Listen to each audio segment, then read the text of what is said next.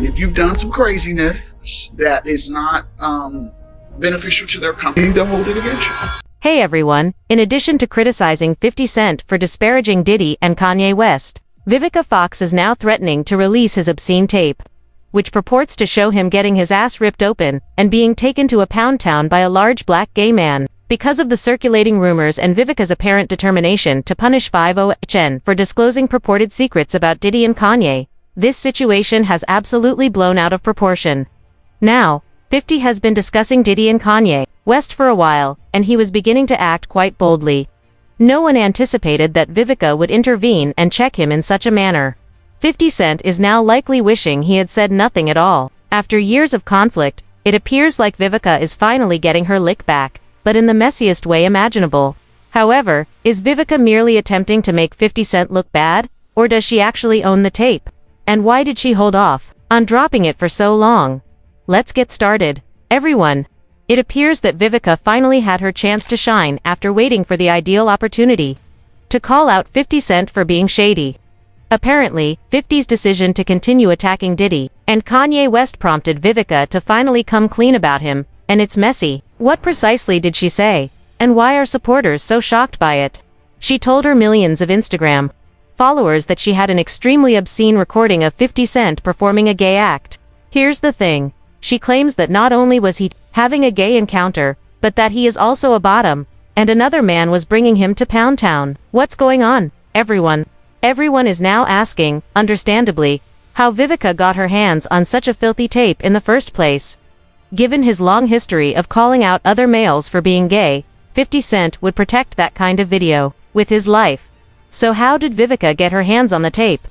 Fans, however, think she was cunning and paid 50 Cent's gay boyfriend for the video. Those who say they have seen the video, Vivica is referring to say the second man is a gay type, a person who is notorious in Hollywood for secretly working for prominent men, and if you already thought that was crazy, you're going to become even messier. The first is that the man 50 Cent was with in the video is the same dude that supposedly performed freak-offs for Diddy and Kanye, according to insiders. Yes, the same freak-offs for whom 50 has been making fun for years. Furthermore, it now appears that 50 might have been speaking in jest out of jealousy. Additionally, if you believe that Vivica is merely fabricating stories because she is a resentful ex seeking retribution, you should reconsider. According to reports, a number of Hollywood figures have viewed the film and attested to its authenticity. They claimed that 50 Cent was being beaten up like crazy. Fans aren't exactly feeling sorry for 50, despite the fact that everything is so disorganized. This is due to the fact that his clowning of Diddy throughout the years has gone much too far. The problem is that Diddy is a troublesome person who has been accused of some really severe things. However, 50 has been making fun of Diddy for reportedly being on the down low rather than condemning him for being a nasty person. That's what's so crazy about Vivica's purported video. 50 recently went too far, even by his own standards, and for that reason, Vivica made the decision to intervene and stop him. As you are well aware, 50 Cent has been disparaging Diddy for years. From the rumors to the private parties, to the legal actions, he has always been in the spotlight. However, when he included Kanye West in the conversation last week, he truly went far. That was suspiciously timed as well, as Kanye was photographed wearing all white at Diddy's trial just hours earlier, which was undoubtedly a deliberate decision. Kanye West?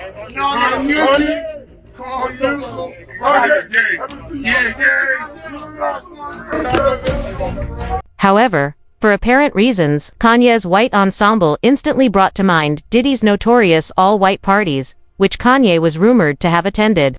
We all initially believed Kanye was there to help his friend, but 50 Cent soon clarified that wasn't the case. To provide you with some background, 50 Cent made fun of Kanye and his spouse, Bianca, were wearing white in honor of the freak-offs. He wrote as the caption for an AI-generated photo he shared of himself dressed entirely in white. "Dang, B, you should have brought your dirty little wife in that Grammys outfit," he said afterward. Things really started to change at that point, albeit not nearly as badly as what Vivica did to him later. Twitter users speculated that Kanye actually attended Diddy's trial because insiders had told him that his name would be mentioned throughout the hearings. We'll discuss Vivica's recent retorts in a moment.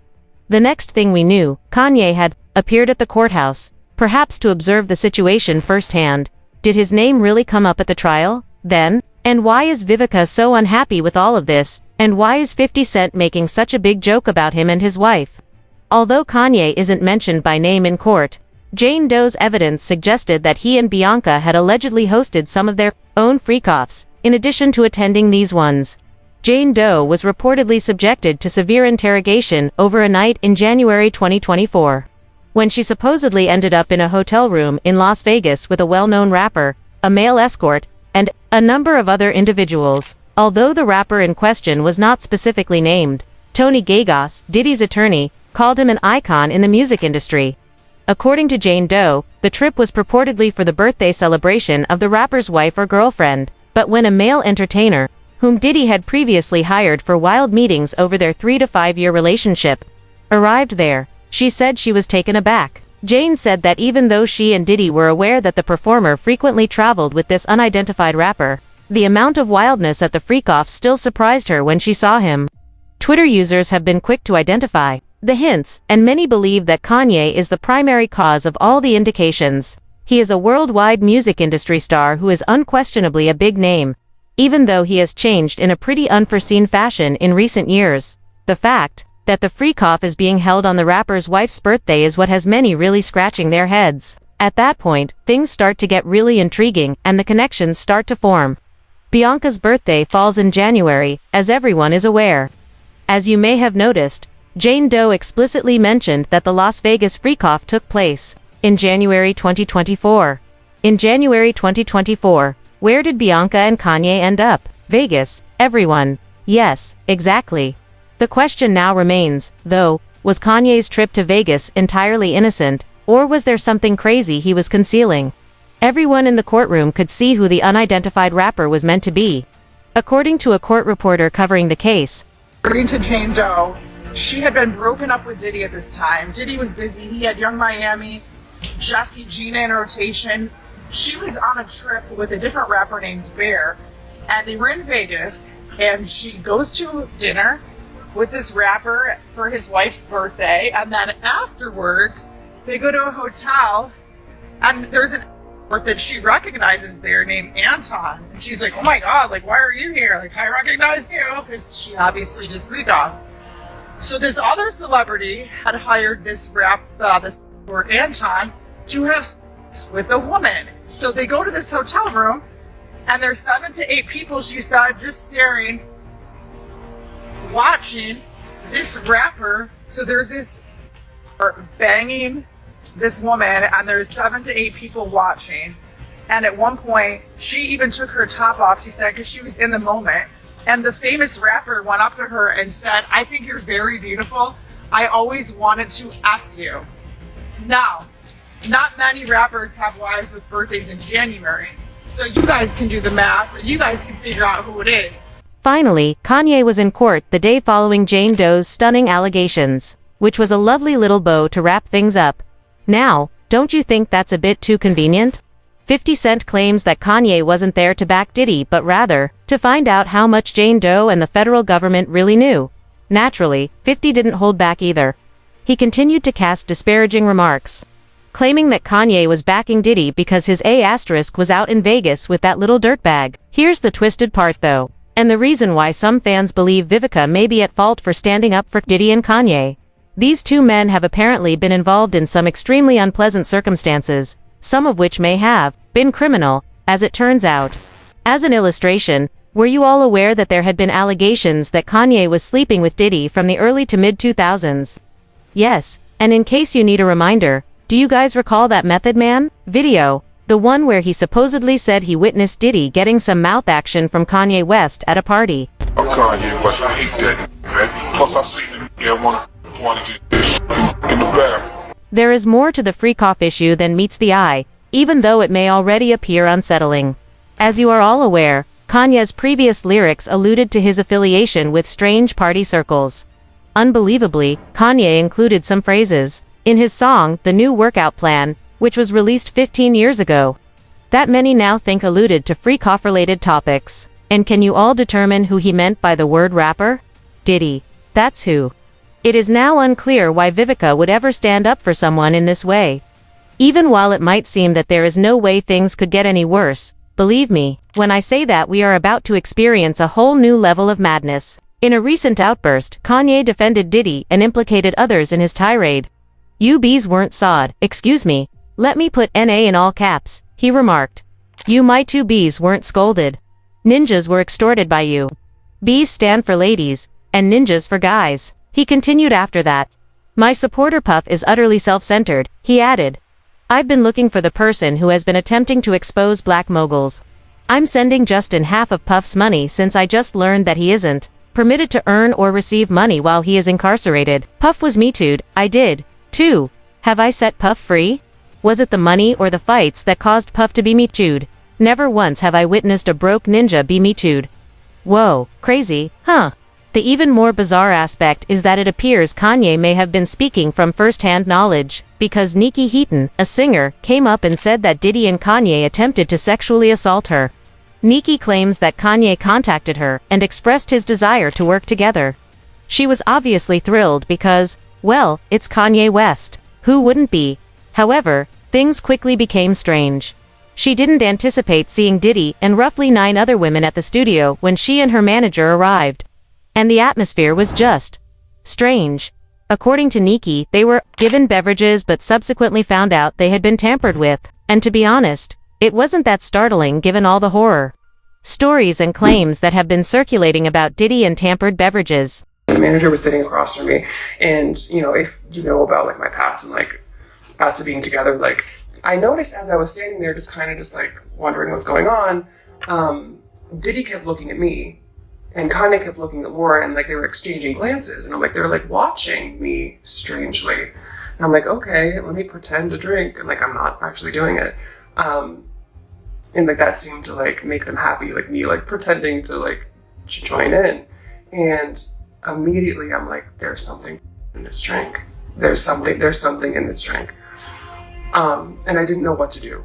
And I realized that I'm in the studio with Diddy and Kanye, and they're both off their shit. And there's 3 other men, an executive that works with Kanye, his engineer, and his cousin, and me. Alone. And I'm like, oh, okay. And I haven't started freaking out yet. Like, I know what the situation is, and they're like, out of their minds. And they start coming towards me, and they're like, don't you want to take your clothes off? Like, it's so hot in here. And I'm like, no, fine. I'm fine like this. And they're like, come on, like, it's just us. Like, we're all just friends. Like, let us just, like, see, like, how you look. And I'm like, okay, I'm fine. And, like, I still haven't gotten scared yet, Like, I'm still, like, this is a bad situation. I'm creeped out, but, like, there's no reason to panic. There's other men here. Hold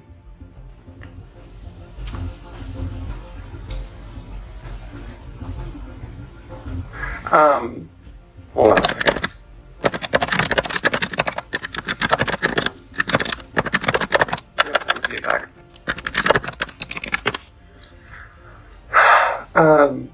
Yeah, so they're coming towards me, and I'm like, okay, I don't know where my manager is, I don't know where anyone is. And they're coming towards me more, and they're trying to, like, take my clothes off. And I'm like at that point where I'm like, this is not good, but I'm like still trying to like play it off, just like, stop, you guys are stupid, like, get out of here, like, don't touch me. Okay, so let me just get to the point. So they start trying, like, they're like pawing at me, like they're both drunk, probably on something else, and I start to get a little bit apprehensive because I'm pretty much like backed up against the wall, like there's only one exit, and I'm pressed up against this door.